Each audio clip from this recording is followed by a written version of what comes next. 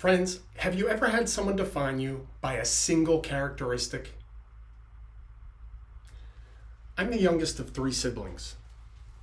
As a kid, my dad was loud, my mom never stopped talking, and every time I spoke, my older brother and sister killed my words like highly trained argumentative assassins. So I didn't speak. My family labeled me the quiet child. That was the script they gave me. I didn't know how to see myself any differently until I started karate. When I turned 14 years old, my karate teacher Andy called me into his office. Andy said, "Matt, we'd like you to teach the Saturday class." I looked behind me for another mat, but it was just me and I was stuck.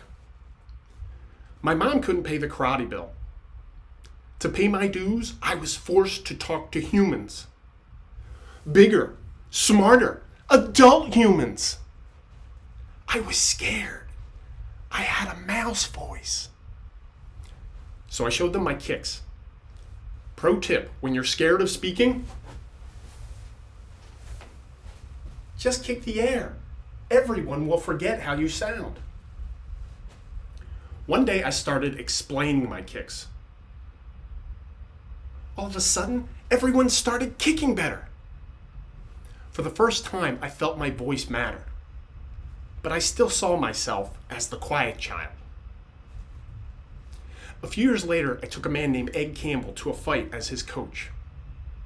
Imagine you're at the fight. You see the ring in front of you. You hear the murmur of the crowd. You can feel the adrenaline.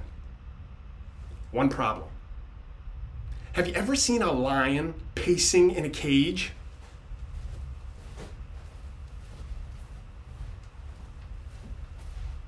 That's what Ed looked like before the fight. I have never seen a man pace so deliberately in my life. You cannot win a fight that way. Then I remembered how my karate teacher started every class. I asked Ed to follow me. We sat down and meditated in the only place available, the middle of the crowd. We meditated for 10 dark, loud, bumpy, stiff, back-aching, soul-searching, discipline-testing, excruciatingly long minutes. After those 10 minutes, I asked Ed to open his eyes. And something magical happened. Ed was calm.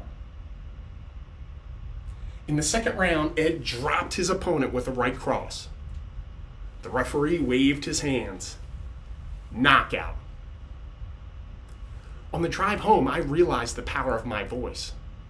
But it only lived at the gym.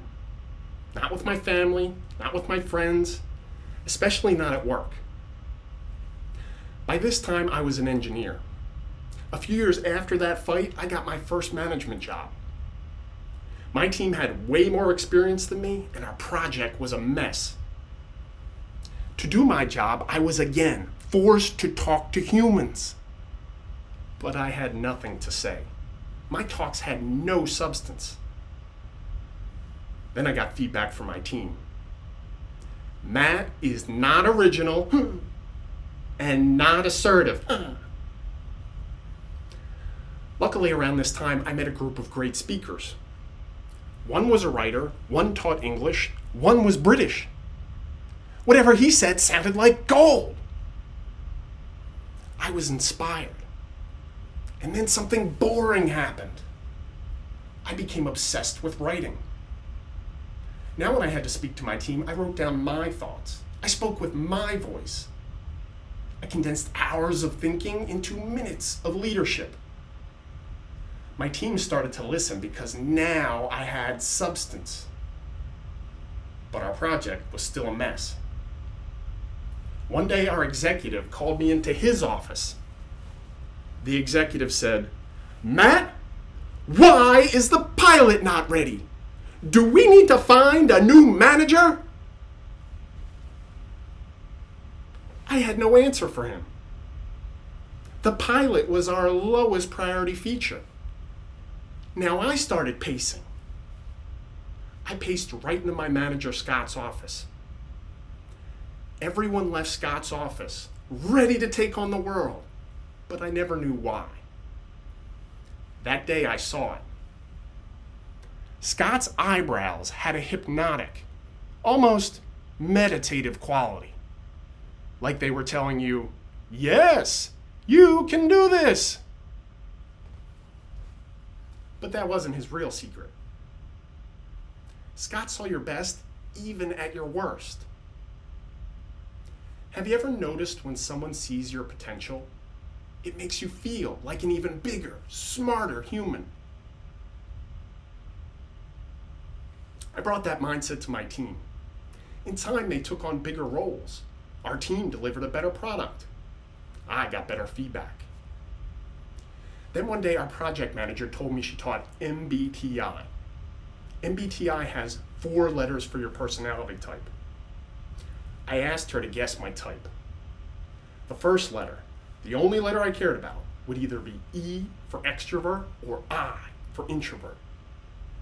She said, ENTJ. ENTJ! She thought I was an extrovert. I flipped the script. Instead of the quiet child, I was now the confident adult. Or at least slightly more talkative than most engineers. Friends, what are your labels? Labels are powerful constraints on how we see ourselves and our world. We put ourselves in boxes. We put each other in boxes.